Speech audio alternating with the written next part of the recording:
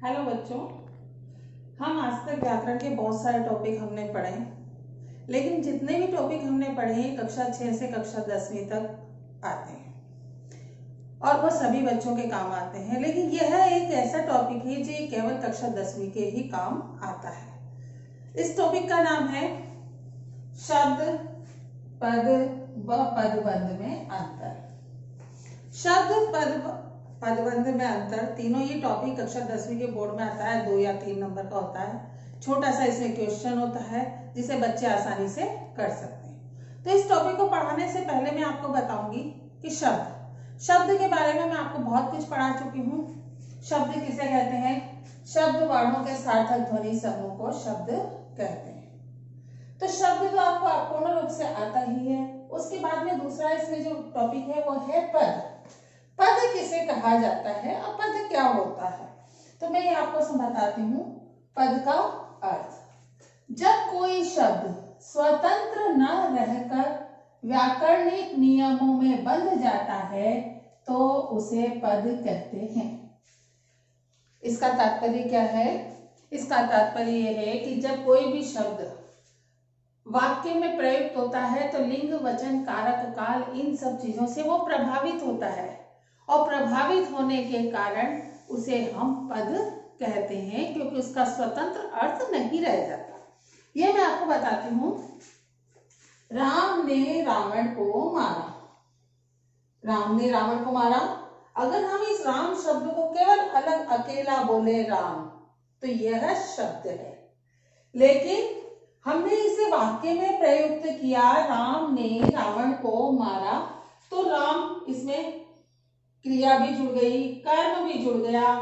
तो ये सब चीजें जुड़ने के कारण इसके लिंग में, कारक में, वचन में, इन सब चीजों में अंतर आया। तो ये राम शब्द की जगह पद बन गया। तो जो शब्द वाक्य में प्रयुक्त हो जाता है, व्याकरणिक नियमों से बंध जाता है, लिंग, वचन, कारक से प्रभावित होता है, उसे हम कहते हैं पदबंध। पद, उसे हम कहते हैं पद। अब शब्द हो गया, पद हो गया, और उसके बाद आता है पदबंध। पदबंध किसे कहा जाता है? तो जब दो या दो से अधिक पद मिलकर के कार्य करते हैं वह कहलाता है पदबंध। लेकिन मैं आपको पदबंध की परिभाषा समझाती हूँ। दो या दो से अधिक पदों के समूह को पदबंध कहते हैं।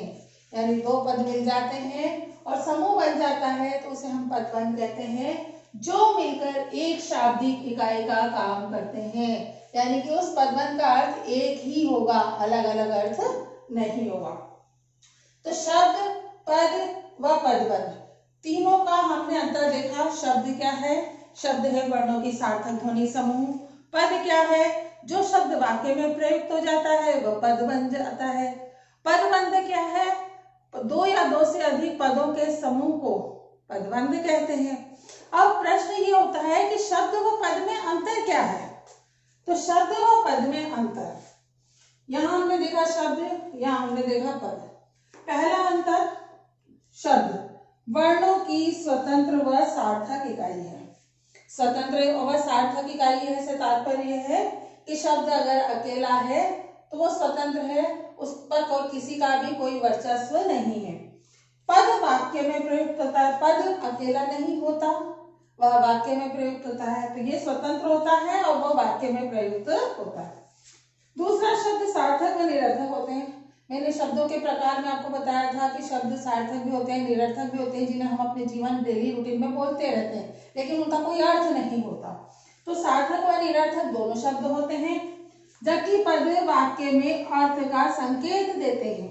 यानी कि पद जब वाक्य में प्रयुक्त होने के बाद जब वो पद बन जाता है तो वो पूरा वाक्य का अर्थ बता देता है, उसका कोई भी अलग से कोई महत्व नहीं है, वो वाक्य में अर्थ का संकेत देता है।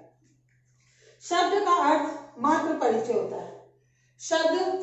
शब्द को बोलते समय केवल शब्द का हम परिचय देते हैं। जैसे हमने बोला राम, तो केवल ये राम का परिचय है। हमने बोला रावण, तो ये रावण का परिचय है। तो यानी कि शब्द केवल परिचय देता है, जबकि पद व्याकरणिक परिचय होता है। इस प्रकार शब्द एक स्वतंत्र इकाई है, लेकिन जब वही शब्द व्याकरणिक नियमों में बंद करके वाक्य में प्रयुक्त हो जाता है तो उसे पदबंध कहते हैं, क्योंकि इनका लिंग वचन आदि से प्रभावित होता है। और इन्हीं पदों के दो या दो से अधिक समूह को पदबंध कहते हैं। इस प्रकार शब्द व पद में भी अंतर है।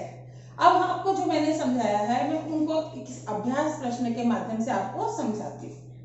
पहला प्रश्न है, शब्द किसे कहते हैं? तो वर्णों के सार्थक ध्वनि समूह को शब्द कहते हैं। पद किसे कहते हैं?